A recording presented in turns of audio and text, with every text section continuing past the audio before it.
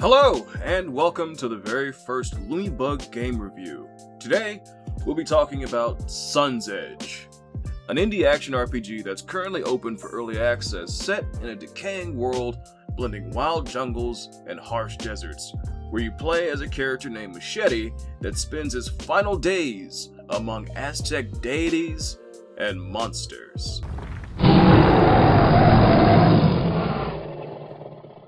The gameplay draws inspiration from games like the Souls series or Monster Hunter, while the exploration is more akin to the Legend of Zelda franchise, the open world titles like Twilight Princess or Breath of the Wilds. The core task of the game will have you fighting monsters, a lot of monsters, solving puzzles, collecting specimens, and finding crystal shards to help the river guardian Chalchi push back the crimson corruption that is spreading across the land. Well, without further ado, let's dive in. I'll be playing the demo version of this game for the review, but there is a full version of the game currently available on Steam for purchase. I'll talk about that more towards the end of the video and give you some updates on the current state of the game, including some new elements that have just recently been added. The demo opens with this eerie yet atmospheric shot of some river tree roots before revealing our core cast of characters. This is also where we encounter that river guardian I mentioned earlier, Chalchi. After she gives you the task to retrieve the crystal shards, you're free to explore the mangrove. The first thing I noticed when moving around as Machete was that his normal movement mechanic felt a bit stiff, but as soon as you start running, he turns into a track star. He doesn't slide or anything like that, but the juxtaposition can be a little jarring at first. My first encounter was with these crab monsters near the village you start at. I immediately noticed how simple yet fun the combat is. You got your standard quick attack and a heavy attack. You can roll, block, and jump, making each encounter feel dynamic and engaging. The soundtrack is something I'd like to take a second to appreciate as well. It features organic, lush, and tribal-sounding ambient soundscapes with woodwinds and syncopated percussion that match the sunny, tropical exploration of the island. It really brought me back to playing Jak and Daxter: The Precursor Legacy back on the PS2. Just exploring the Forbidden Forest and everything. It was really fun. The environmental storytelling is something I'd like to touch on as well. Harkening back to the Souls series, you appear in the world after the calamity has already happened, and you're left to piece it together as you make your way through the ruins of the world, which I think is really cool. I've always liked that subtle narrative teasing that game devs do. It really adds flavor to the world. We have our first puzzle here, after we clear the seafood boil, which isn't exactly complex, but after placing the shell from the large hermit crab onto the platform, this door opens. Once inside, you'll find this little encampment where you can spend some of the coins that you've been finding all over the place.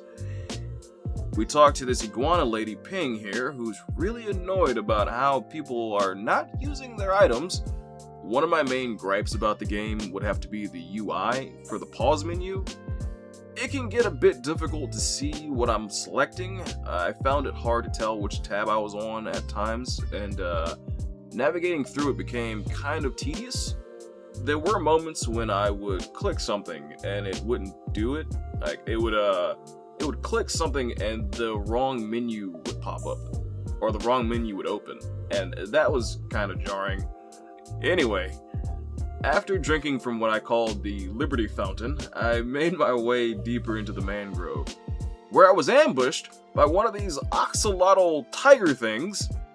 These things were the toughest enemies in the whole demo. They're relentless, and I barely made it out alive whenever I encountered one. This crocodile crab mutant thought it could sneak up on me. Okay, it looks like Sierra made her way out here as well. Thanks for the HP. Alright, well, I'm going to go figure out what that crab thing is up to. Is that a Mudman? I love the monster designs in this. I'm a big kaiju guy, and whenever I see huge crustaceans and lizards and things, it's always a plus for me. After a brief battle with Bone Claw, this little pit that I found myself in kinda locked me up, and I couldn't move properly after that. Then I fell into another one! which I think doubled down on the misery so I couldn't move without hitting the block button and sliding between frames. But you know, I've made it this far. I figured eventually I could roll out of the glitch, but sadly that never happened. So I guess screw it, and let's see how it goes. So I slid down to the end of the map where I found another platform, which means I definitely missed something.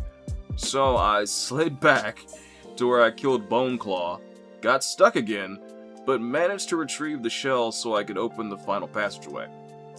And when I slid my way up the stairs, I swear it's like he's got like a sciatica or something. But now inside of the Temple of Chalchi, where I encountered the boss of the demo, the Crimson Dreadnought, which again is another awesome monster model.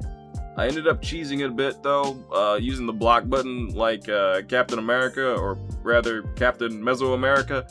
But after beating the Dreadnought and collecting the shard, you're teleported back to Chalchi, who has a Galadriel denying the ring kind of moment before the demo ends, and giving you the task of collecting the rest of the shards and freeing the land of this crimson corruption. Technical issues aside, I had a lot of fun with this title, and I see the potential here. You know, for this to have just a two-man dev team, I can't wait to see what the final project looks like after some polish. It's definitely something you want to keep your eyes on. You can check out the demo for free on Steam, but if you'd like to support these guys more directly, you can purchase the game for $14.99. That's what I did. That way you'll get access to the updates as they come out for the full game. Speaking of which, most recently they added an arena mode to the main game, which I think it highlights the best portion of the game to me, which was its combat. With that said though, I give it a, yeah, we might need to figure out a rating system for this. Let's see, I'll give it a... okay, I'll give it 3 memory cards out of 5. Definitely worth a save. Check out Sun's Edge on Steam, and don't forget to like, comment, and subscribe, and really ring that notification bell. YouTube likes when you do that. And follow us on Patreon. We've got a lot of things in the pipeline, and your support makes it easier for us to pump out more content. Anyway, that's it for this one. Y'all take it easy. Continue?